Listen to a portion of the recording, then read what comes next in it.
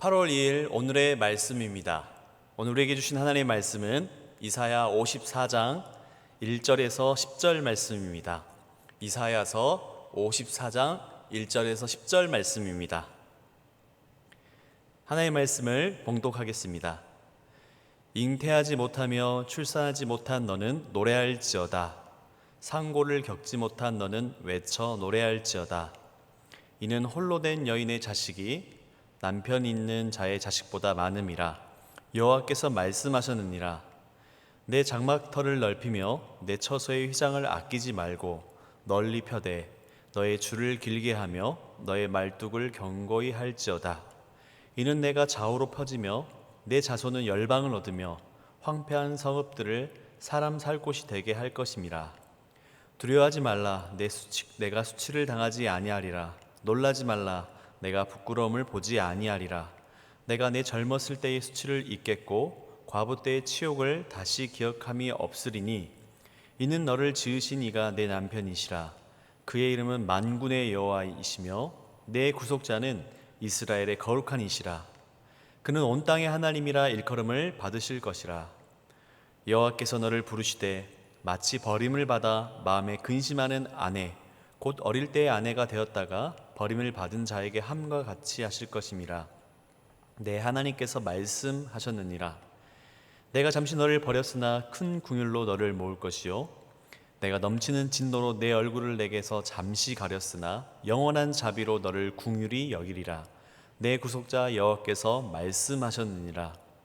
이는 내게 노아의 홍수와 같도다. 내가 다시는 노아의 홍수로 땅에 범람하지 못하게 하리라 맹세한 것 같이 내가 내게 노하지 아니하며 너를 책망하지 아니하기로 맹세하였노니 산들이 떠나며 언덕들은 옮겨질지라도 나의 자비는 내게서 떠나지 아니하며 나의 화평의 언약은 흔들리지 아니하리라. 너를 궁일이 여기시는 여호와께서 말씀하셨느니라. 아멘. 우리 이사야 선지자는 이사야서 53장에서 여호와의 종이신 그리스도의 고난과 죽음을 통해 하나님께서 자신의 백성들을 구원하실 것이라고 말씀하셨습니다. 오늘 본문은요, 그 고난당하신 여호와의 종, 그 여호와의 종이신 그리스도의 그 사역이 하나님의 백성들에게 어떠한 영향을 미치고 결과를 줄 것인지를 잘 보여주는 말씀입니다. 그런데 특별히 이사야는요, 이사야서 54장에서 이 하나님의 백성을 한 여인에게 비유하며 우리에게 말씀하고 있습니다. 다시 한번 1절을 보실까요? 잉태하지 못하며 출산하지 못한 너는 노래할지어다. 상고를 겪지 못한 너는 외쳐 노래할지어다. 이는 홀로 된 여인의 자식이 남편 있는 자의 자식보다 많음이라. 여호와께서 말씀하셨느니라. 이사야는 1절에서 노래하라 라고 지금 명령하고 있습니다.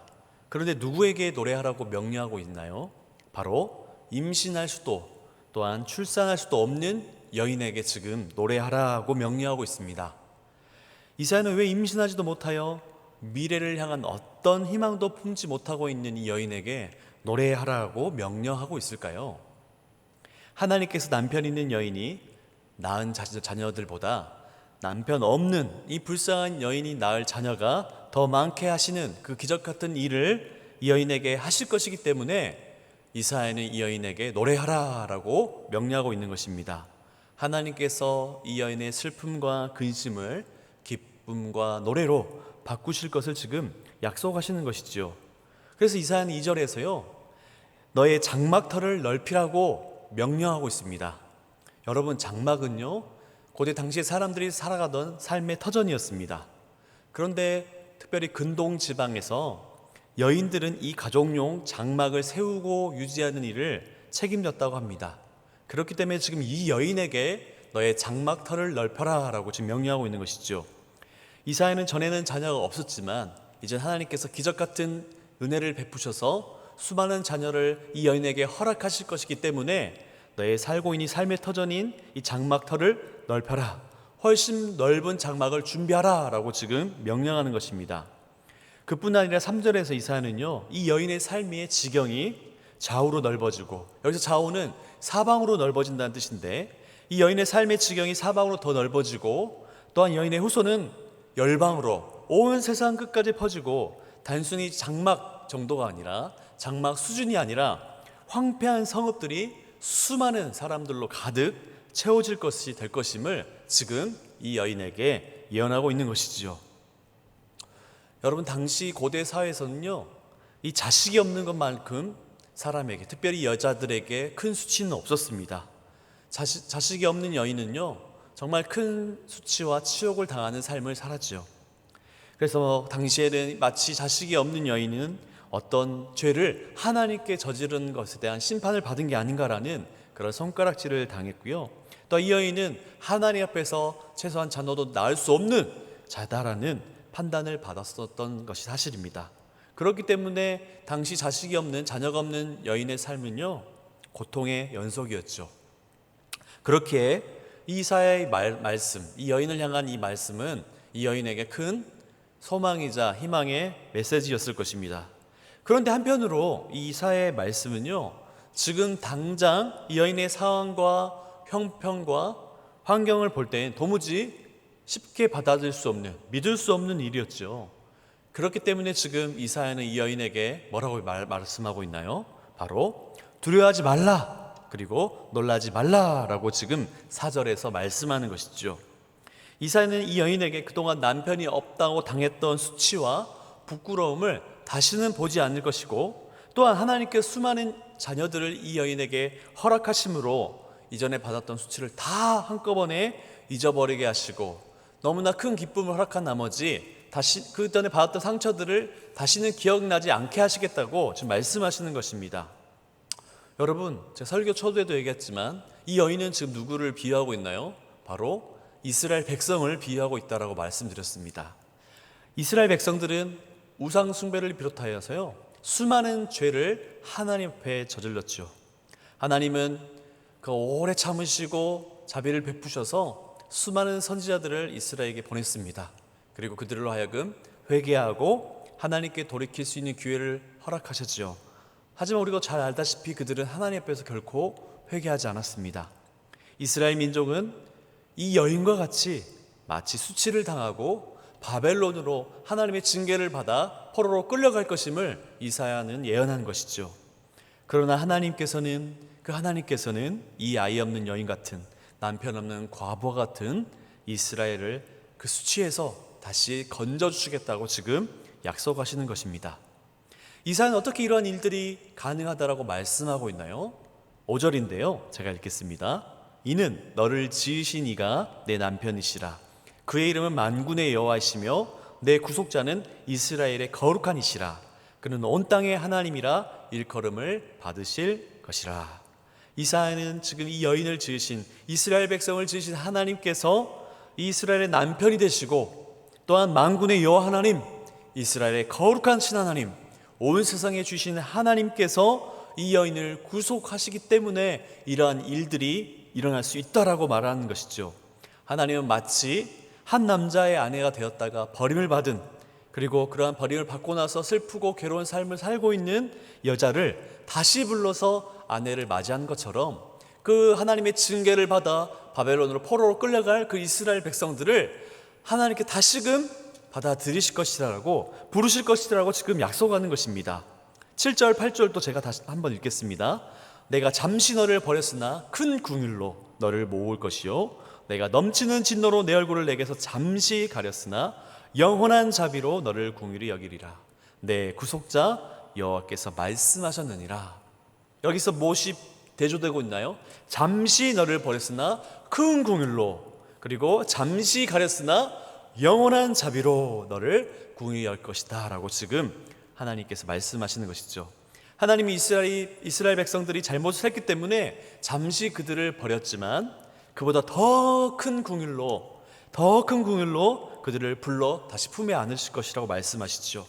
하나님은 이스라엘 백성들의 그 배신과 음행으로 심하게 분노하셨지만 다시 영원한 자비로 그들을 불쌍히 여기고 구원하실 것이라고 지금 약속하시는 것입니다. 사랑하는 여러분, 우리가 섬긴 하나님은 거룩하신 분입니다. 그렇기 때문에 죄를요 결코 그냥 용인하실 수 없는 분이시죠. 그분은 노골적으로 죄를 짓는 그 이스라엘 백성을 보고 분노하시고 그들을 징계하시기로 작정하셨지요. 죄는 하나님과 우리 사이를 갈라놓고요, 또 우리에게 아픔과 고통을 줍니다. 그 가운데 우리가 우리가 당하는 가장 큰 고통과 어려움은 무엇일까요? 그것은 바로 하나님께서 우리의 얼굴을 외면하시는 것입니다. 하나님께서 우리 삶에 우리와 함께하지 않는 것 같은 그 느낌, 그리고 그것보다 더 우리를 괴롭게 하는 일은 없죠. 이것을 많은 신학자들은 뭐라고 얘기합니까? 하나님의 부재라고 얘기하죠. 너무나 우리 삶 가운데 하나님이 안 계신 것 같은, 정말 우리가 아무리 기도하고 하나님 불러도 침묵하시는 같은 것만큼 우리 삶에 어렵고 고통스러운 시간 없을 것입니다. 하지만 너무나 감사하고 다행인 것은 하나님께서 비록 우리의 죄로 말미암아 우리를 잠시 징계하시고 잠시 우리를 버리신 것 같을지라도 하나님의 그 큰 궁유로 말미암아 다시금 우리를 회복시키시고 우리를 불러주신다는 사실이죠. 그리고 우리가 잠시 우리를 떠나 계신 것 같지만 영원한 하나님의 그 자비로 우리를 다시금 회복시키신다라고 말씀하시는 것입니다. 그래서 하나님은 그 하나님의 약속을 다시 한번 확실하게 이스라엘 백성에게 말씀하시기 위해서 노아 시대에 있었던 일들을 다시 한번 말씀하시는데요, 하나님은 그 노아 시대 때 세상 사람들이 다 악으로 충만한 그것을 보시고 홍수로서 그들을 심판하시죠. 그렇지만 하나님은 그 노아의 가정만은 구원하시고 무지개를 통해 다시는 홍수로 이 땅을 심판하지 않을 것임을 약속하셨습니다. 마찬가지로 비록 이스라엘 백성들이 하나님 앞에 범죄하여 바벨론으로 포로로 끌려가겠지만 하나님은 노아에게 무지개를 통해서 다시는 물로 심판하지 않겠다고 약속하신 것처럼 하나님은 이스라엘 백성에게 이 바벨론 포로의 징계 이후에 그들을 다시는 버리지 않고 그들을 책망하지 않고 분노하지 않겠다라고 지금 약속하시는 것입니다. 그리고 견고한 산이 무너지고 높은 언덕이 사라진다고 할지라도 도무지 우리가 생각했을 때 일어날 수 없는 그런 상황들이 심지어 일어날지라도 이스라엘 향한 하나님의 자비는 결코 떠나지 않을 것임을 확증하고 있는 것이죠. 또 하나님은 이스라엘과 그 화평의 언약을 맺으셔서 이 언약은 결코 파괴되지 않고 사라지지 않을 것임을 지금 이스라엘 백성과 약속하시는 것입니다. 사랑하는 여러분, 하나님의 징계는 잠시지만 울량한 하나님의 사랑은 영원한 사실을 잊지 마시길 바랍니다. 이스라엘의 그 회복, 그 이스라엘 받게 될 그 은혜, 이스라엘 받게 될 그 구속의 모든 근거는 바로 오직 이스라엘 백성을 향한 하나님의 그 큰 긍휼이라는 사실을 잊지 마시길 바랍니다. 비록 이스라엘 백성들은 죄로 말미암아 하나님의 징계를 받아서 고통과 괴로움의 시간을 보내겠지만 하나님은 그들에게 영원한 자비를 선포하고 계십니다. 하지만 하나님의 이 영원한 사랑, 영원한 그 큰 긍휼, 그 자비는 무엇으로 우리에게 보여준다라고 말씀하고 있죠. 바로 이사야서 53장에 고난당하시며 죽임당하신 여호와의 종이신 그리스도를 통하여서 우리에게 보여주실 것임을 이사야는 말씀하시는 것이죠. 우리는 하나님과의 그 언약, 그 약속을 늘 깨트리고 반복되는 죄로 넘어지지만 하나님과 우리 사이에 그 여호와의 종이신 그리스도께서 중보자가 되어 주셔서 우리가 받아야 될 그 하나님의 징계와 분노와 저주를 대신 받으셨고, 또 우리가 그 하나님과의 맺으신 언약을 다 지키고 행해야 됨에 불구하고 우리는 그 하나님의 약속과 언약을 지키지 않지만 그 여호와의 종이신 그리스도께서 이 땅에 오셔서 하나님의 그 언약 율법을 다 완벽하게 지키심으로 말미암아 우리가 그 그리스도를 믿을 때에 하나님은 그리스도로 말미암아 우리를 사랑하시고 우리에게 영원한 자비와 긍휼을 베풀어 주실 것임을 우리에게 말씀하신 것입니다. 사랑하는 여러분, 이러한 그 하나님의 긍휼과 그 자비와 그리스도를 통해 보이신 그 하나님의 사랑을 경험한 하나님의 백성은 어떻게 살아야 하나요? 우리 마지막으로 이사야서 54장 13절 말씀을 제가 읽겠습니다. 내 모든 자녀는 여호와의 교훈을 받을 것이니 내 자녀에게는 큰 평안이 있을 것이며, 하나님의 그 큰 긍휼, 그 영원하신 자비, 그리스도를 통해 보여주신 하나님의 사랑을 경험한 자들은 이제 하나님의 그 교훈, 하나님의 말씀을 붙들고 살아야 될 줄 믿습니다. 비록 우리에게 영원한 심판은 사라졌지만 우리가 하나님의 말씀을, 하나님의 그 교훈을 지키지 않을 때에 우리 삶에 평안이 아닌 고통의 삶이 있을 것이에요. 그렇기 때문에 우리 가운데 정말 하나님 주시는 평안과 기쁨과 그 놀라우신 그 은혜를 경험하기 위해서는 우리가 하나님의 그 말씀을 붙들고 주의 말씀대로 살기를 힘쓸 때에만이 하나님 주시는 그 은혜와 평안과 그 사랑을 경험하며 살 줄 믿습니다. 사랑하는 여러분, 오늘 하루도 그 영원하신 자비와 그 긍휼을 기억하면서 하나님께 합당한 삶을 살아내시는 성도님 되시기를 축복합니다. 우리 시간 찬송가 299장 찬양하시겠습니다.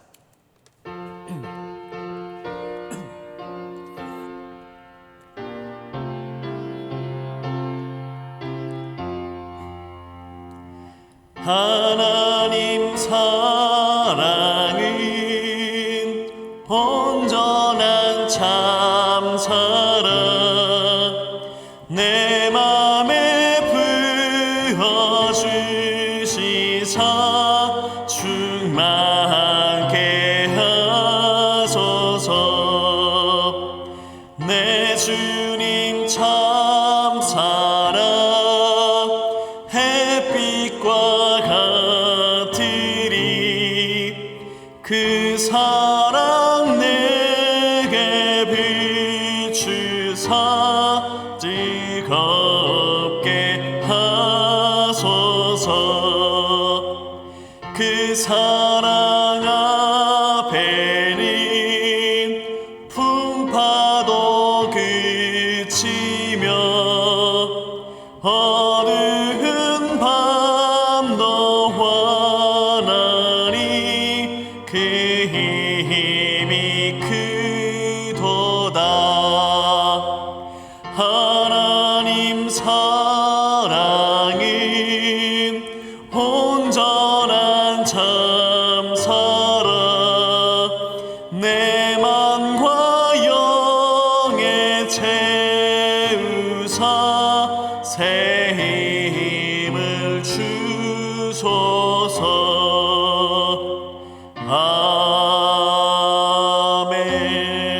아멘. 기도하겠습니다. 하나님 감사합니다. 우리도 이사야서 54장에 나와 있는 이 여인처럼 그 남편 대신 신랑 대신 그 하나님의 뜻과 그 하나님의 말씀대로 살지 못하여 좀 하나님의 마음을 아프게 하고 하나님을 멀리 떠나 하나님이 아닌 것으로 만족하며 하나님이 아닌 것들을 더 소중히 여기는 삶을 살았음에도 불구하고 비록 우리를 징계하실지라도 그것은 잠시뿐이요 그 큰 긍휼과 그 영원하신 자비로 우리를 다시금 회복시키시고 다시는 우리 삶에 하나님의 영원하신 저주와 심판이 없을 거라고 약속하여 주시니 감사드립니다.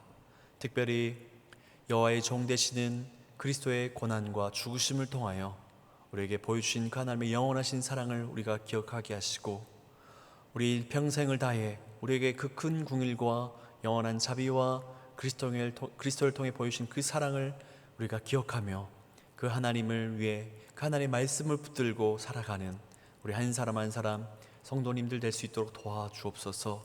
하나님, 코로나19로 쉽지 않은 삶을 살아오고 있지만 그리스도를 통해 보여주신 그 하나님의 사랑을 우리가 잊지 않게 하시고 우리의 형편과 환경과 상황이 비록 우리를 힘들게 하고 낙심케 할지라도 다시금 믿음의 눈을 들어 그 하나님의 영원하신 자비를 붙들고 승리하는 우리 성도님들 한 사람 한 사람 될 수 있도록 인도하여 주옵소서. 그래 우리가 주의 말씀을 붙들고 살아갈 때에 세상이 줄 수 없는 영원하신 자비와 그 영원한 평강을 누리며 살아가는 풍성한 삶을 살아가시는 우리 모든 성도님들 될 수 있도록 인도하여 주옵소서. 그렇게 하실 주님을 찬양하며 예수님의 이름으로 기도합니다. 아멘. 사랑하는 성도 여러분, 오늘 하루도 그 큰 긍휼과 영원한 자비를 마음껏 누리시며 하나님의 뜻대로 살아가시는 성도님들 되시기를 축복합니다. 감사합니다.